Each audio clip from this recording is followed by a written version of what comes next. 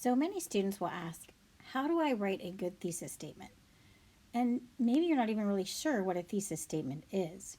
So, first of all, it's probably good to know what a thesis statement is. And so, this gives a quick overview of what it is, and that is that a thesis statement is a sentence that states the topic and purpose of your paper. Right? So, basically, if you think about that, it means that when a reader comes across your thesis statement, your reader is going to know exactly what your paper is going to be about. And then you have to think about, well, where does that thesis statement go? Well, it should be in the opening paragraphs of your paper.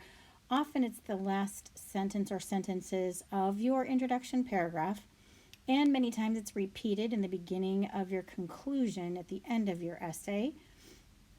And so, great, now you know what a thesis statement is, but again, you might not be sure about how to write one. So, let's look at some prompts, okay?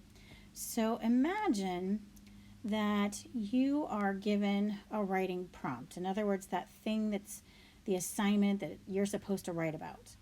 And so what you need to think about is, well, first of all, there's going to be some sort of thing I'm supposed to write on. It's asking me to write about a specific topic.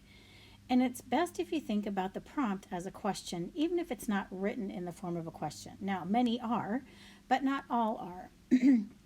So, if we look at, I just pulled some random prompts off of the internet so you could see some different ones, just to give an example of how quickly we can decide what our thesis statement should be by looking at a prompt. Okay, so let's look at this first one. It says, a few decades ago, many families had half a dozen or more children. Nowadays, more and more families are choosing to have only one or two children.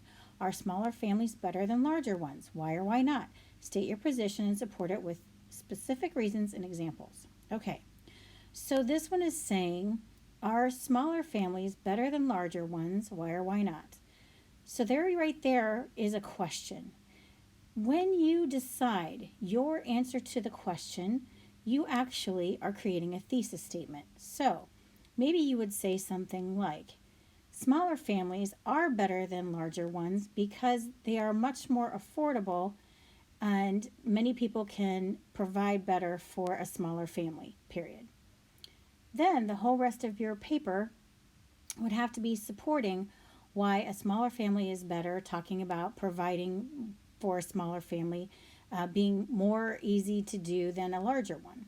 Okay, so if you think about it, your thesis statement is simply the answer to the question that's being asked. You could do that for any of these. Now, let's look at number 24, which isn't really a question. So let's look at it. It says, good habits improve our physical, emotional, and or financial health. Select one of your habits and write an essay persuading readers to make that habit a part of their lives. So it's really not written in a question, but you can think of it as a question. So if I'm going to think of it as a question, well, which habit do I have that actually would improve physical, emotional, or financial health? And how can I persuade readers to follow that same habit? And so then all I have to do, that's a question, now I have to answer that.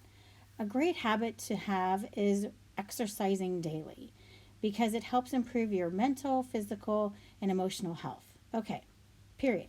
So then again, the whole rest of your paper would talk about how exercise, doing that daily, improves those particular things. So it's really as easy as that.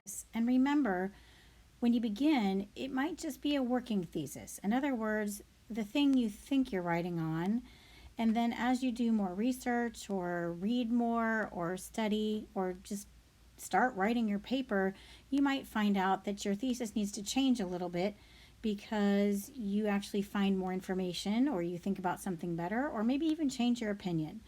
So just remember that what you start off with may change, and that's okay, but now you understand at least how to develop a working thesis.